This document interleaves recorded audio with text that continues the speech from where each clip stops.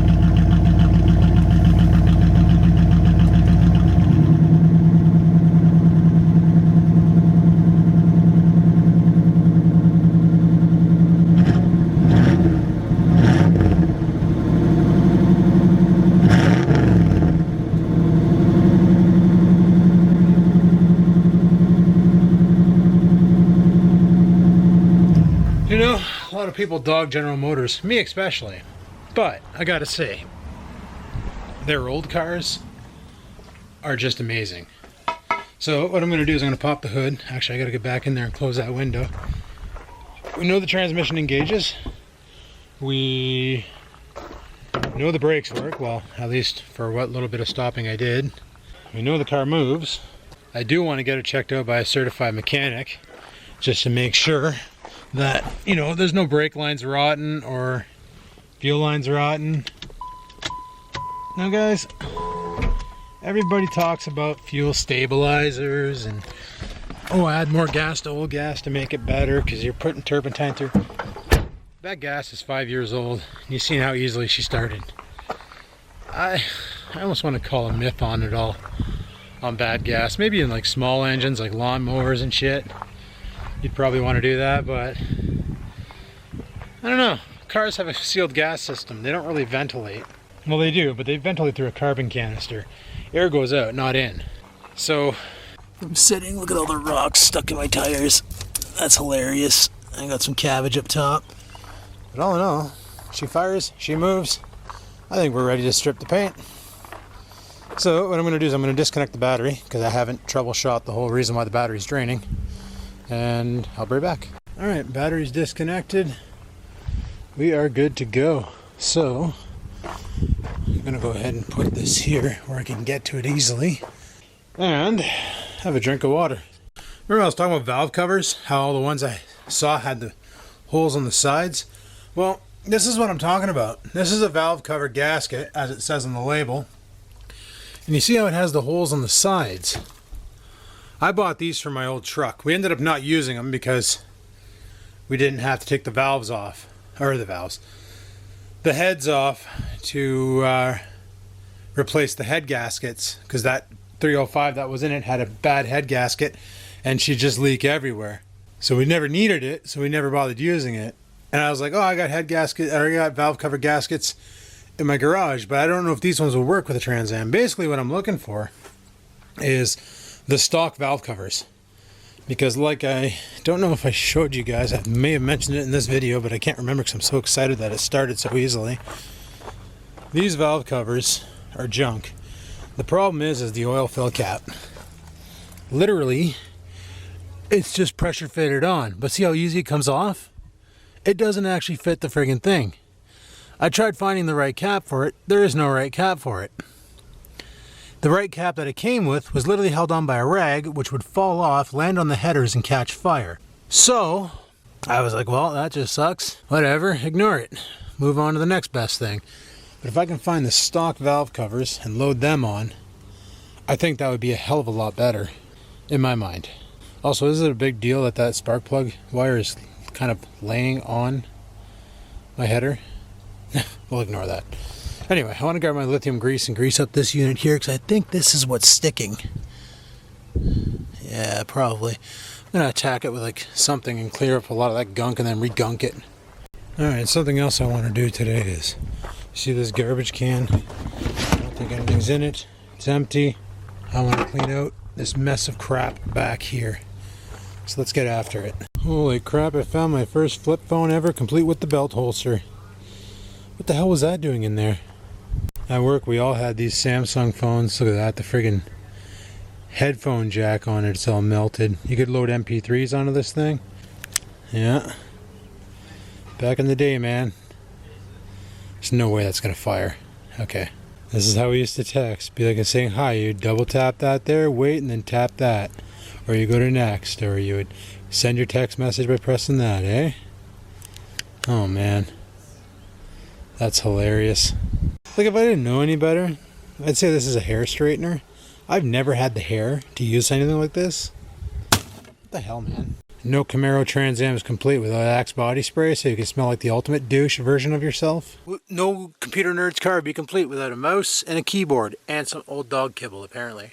Oh man, before everybody owned an iPhone, these things were the cat's meow. The Rio 600 MP3 player, complete with what, 32 megs I think? 64 megs? Or was this the one you could put the card in? Ran on one AA battery, and you'd plug it into your computer's USB there, and you could load MP3s on it and play. I used to use this thing when I would do my paper route to keep me entertained. This thing was like the cat's meow back in the day. But now everybody owns a cell phone, so who needs an MP3 player, right?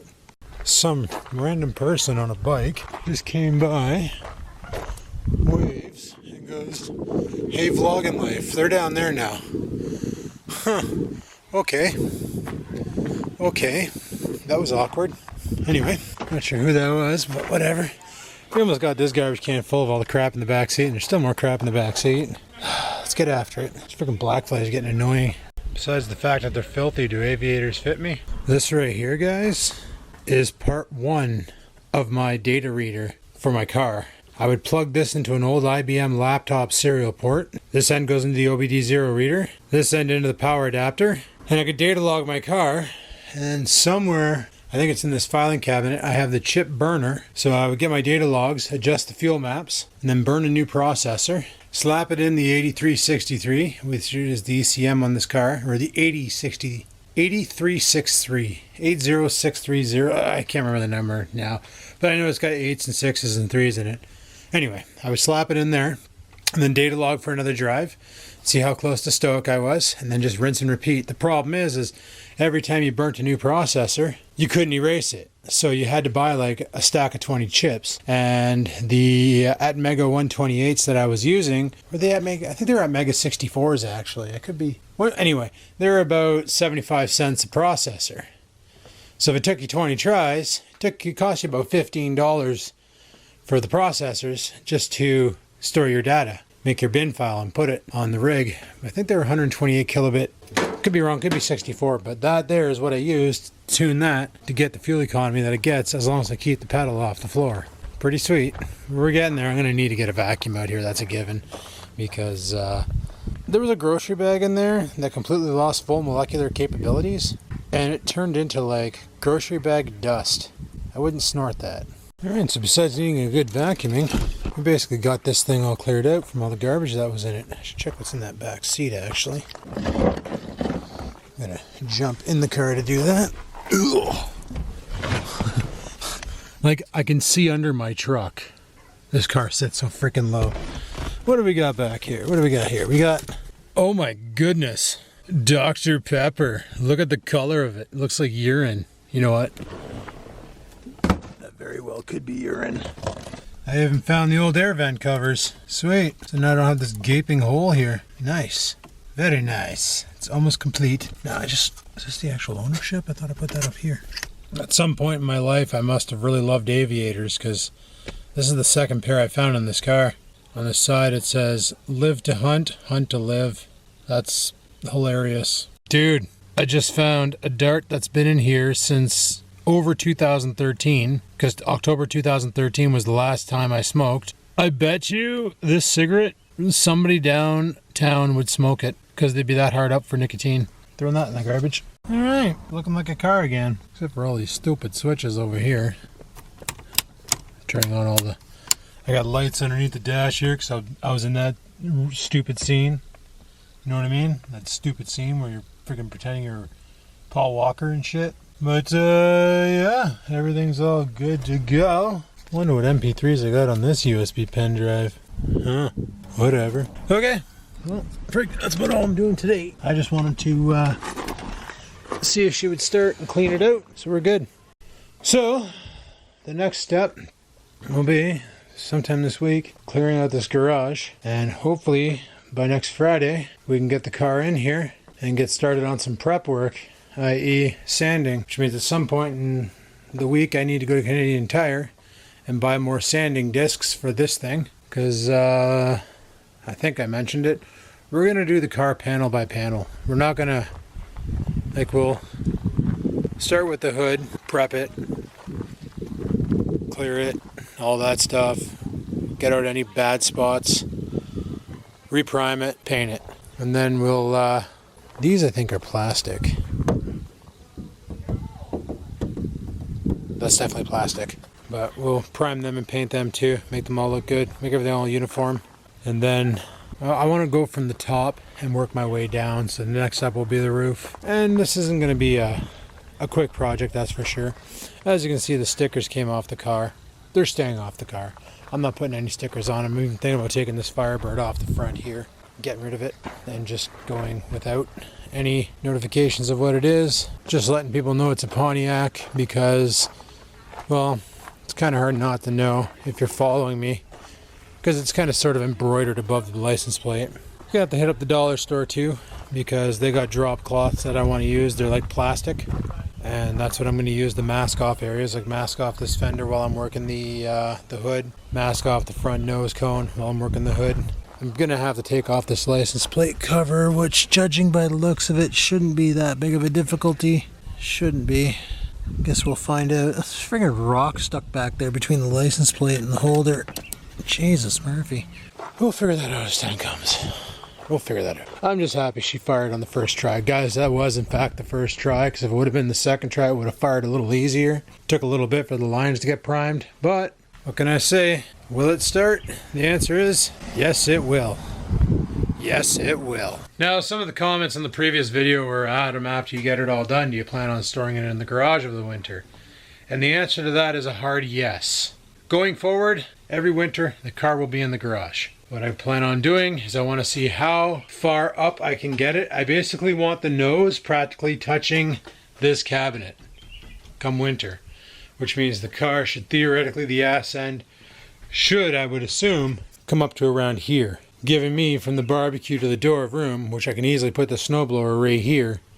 And the barbecue I'm going to stuff over there, because something I got to do this week is clean up down here, rearrange things and stuff and junk, get that wood chipper down there, and get the cinder blocks out of here, clean up this mess over here in the corner of stuff that came out of the G6 that I never sorted through. Just a bunch of fun things to do after hours after I'm done work. But by next weekend, I want to have the car in here, and I want to start Project Dirty Bird and get her all painted up. I still want to, like I said, I still want to get it into a mechanic and have the brake lines inspected and the fuel lines inspected, just to make sure that there's no friggin' rot on them, because it did kind of sit for 5 years.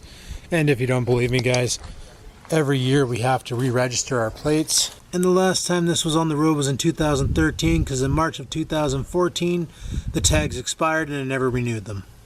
So theoretically, it's been actually not 5 years, it's been 6 years that the car has just been sitting there doing nothing. 6 years on the same gas, 6 years on the same oil, 6 years on the same coolant, 6 years of just sitting there doing nothing, and it fired that damn easily. Gotta love EFI. But anyway, people, I'm going to call it for today, so hopefully you enjoyed that video. A little bit of Project Dirty Bird for you. It's going to be some fun stuff coming up soon when we start doing the body work and all that, and the challenges we will face as we have multiple different surfaces to paint. Plastic, metal, rubber. I'm going to take the spoiler off to actually work it, because it's going to be easier to do it off the car, and I got areas underneath the spoiler that I need to treat for corrosion. Should be a good time, should be a fun time. I'm really looking forward to learning some new skills. And that's the thing I want to bring up, guys. A lot of people out there, just naysayers, like, oh yeah, you can't do that, you don't know what you're doing, you don't. Do you honestly think a car mechanic knew what they were doing before they became a car mechanic? No. They researched it, they studied it, they learned how to do it, then they became one. Do you realize a car mechanic is just a human? Do you realize a computer technician is just a human? A computer programmer is just a human? A backhoe operator is just a human? Theoretically, we're all human. We can all learn. There's only 3 things in life that'll prevent you from getting a job done. First one is knowledge, having knowledge in that area. Obtainable. You can easily get knowledge. You can easily train yourself. You can reach out, especially now with the internet. Don't even need to go to a library. The internet. You can research things. You can watch YouTube videos. You can watch Google videos. You can bring up papers and documents and websites all based on what you want to do, and dump as much knowledge into your brain, and then practice it and learn it and figure it out and get going to the point where you could become a pro. So the first thing is knowledge. You can get knowledge. Anybody can get knowledge. Best part about humans is our brains are always evolving, always adapting, always learning. It's awesome. Obviously, the second thing is equipment. Well, luckily, even if it takes you time to scrap up the coin, you can scrap up the coin and buy equipment to do a job. It's great. You can do this. You can be like, oh, I need an angle grinder to do some welding. Oh, I don't have the money for it right yet. So you just sit and wait. Or go do some odd jobs. Put your name out there. Go mow some frickin' lawns. Do what you gotta do to make some scratch to buy the angle grinder so you can get your job done. So you can learn your new trade. So knowledge and equipment. And number 3, which is the one that causes people just to quit and never try new things, is confidence. And the reason why they lack confidence is because they listen to the YouTube naysayers, to the social media naysayers. Honestly, the biggest holdback for a lot of people in trying new things is the fear of failing, and failing on social media, or, you know, you have to fail. You don't learn unless you fail. That's the best way to learn. Make a mistake, figure out what mistake you made, figure out what you should do next time so you don't make that mistake, and then don't make that mistake again. The naysayers are always going to try and hold you back because they themselves doubt in themselves, and if you can do something they can't do, that bothers them. So if they can prevent you from outshining them, they're going to do that. It's the way she goes. It's human nature. Jealousy is a thing. So, you know, it's like that guy who said that, oh, I'm too old and I can't build muscle anymore. Well, he lacked the first thing I talked about, which is knowledge. You can build muscle at any age. It's possible. There's a 68-year-old guy out there who's just completely ballooned ripped. The guy's nuts. And he's 8 years old, and he's a professional bodybuilder. So just think about that for a minute. Yeah, it is harder to build muscle at an older age, but it's not impossible. Obviously, if I would have started younger, I would have had a lot more ease with it, but I didn't. I'm starting now, and still working. I'm still feeling more power.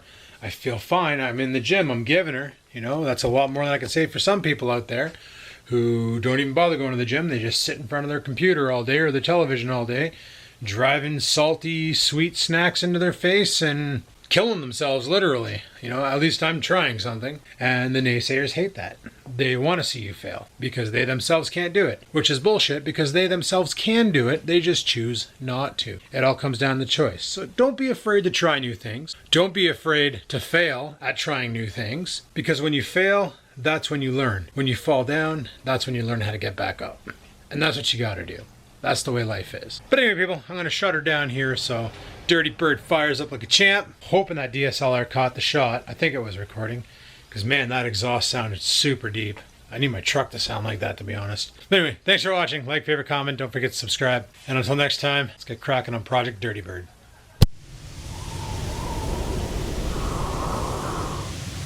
Sit, stupid, sit. Good dog.